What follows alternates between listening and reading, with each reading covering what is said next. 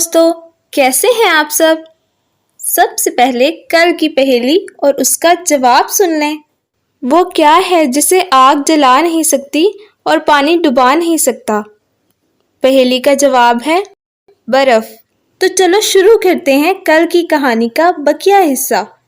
جن دوستوں نے کہانی کا پہلا حصہ نہیں دیکھا تو اس ویڈیو کا لنک ڈسکرپشن میں دے دیا ہے، وہ وہاں کلک کر کے دیکھ لیں۔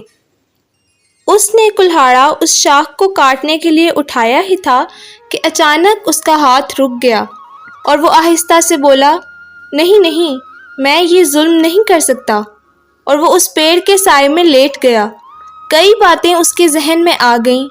میرے باپ نے لکڑیاں کاٹنے کے لیے بھیجا ہے، اس کا حکم مانتا ہوں تو وہ خوش ہوگا۔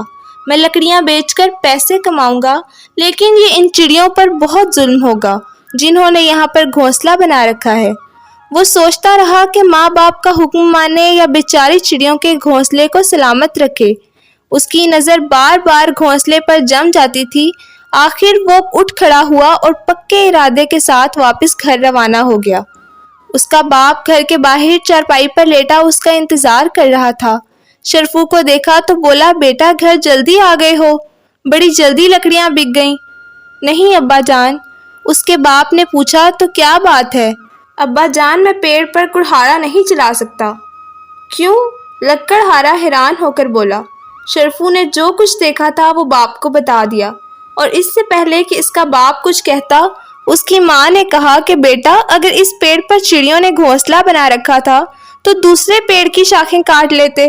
شرفو نے جواب دیا، اماں وہاں بھی پرندوں نے گھونسلہ بنا رکھا تھا، میں کیسے کاٹتا اسے؟ لکڑہارا اپنے بیٹے کی بات سن کر بہت خفا ہو گیا اور وہ غصے سے کہنے لگا، او احمق، لکڑہارا یہ نہیں دیکھتا کہ پیڑ پر پرندوں کا گھونسلہ ہے یا نہیں، اسے لکڑیاں کاٹ کر بیچنی ہوتی ہیں۔ تم نے بڑی احمقانہ حرکت کی ہے، میں نہیں سمجھتا تھا کہ تم اتنے پاگل ہوگے۔ لکڑہارا غصے میں جانے نہ جانے کیا کہہ دیتا کہ اس کی بیوی نے سرگوشی میں سمجھایا، آخر بچہ ہے، کچھ مت کہو، 2-3 دن ٹھہر جاؤ، اپنی ذمہ داری سنبھال لے گا۔ 2-3 دن بیت گئے۔ آج کی پہیلی۔ وہ کون سا جانور ہے جو بغیر پیروں کے تیزی سے دوڑتا ہے؟ پہیلی دوبارہ سننے۔ وہ کون سا جانور ہے جو بغیر پیروں کے تیزی سے دوڑتا ہے؟ کہانی کا باقی حصہ کل سناؤں گی۔ جی تو پیارے بچوں، آپ کو کہانی کیسی لگ رہی ہے؟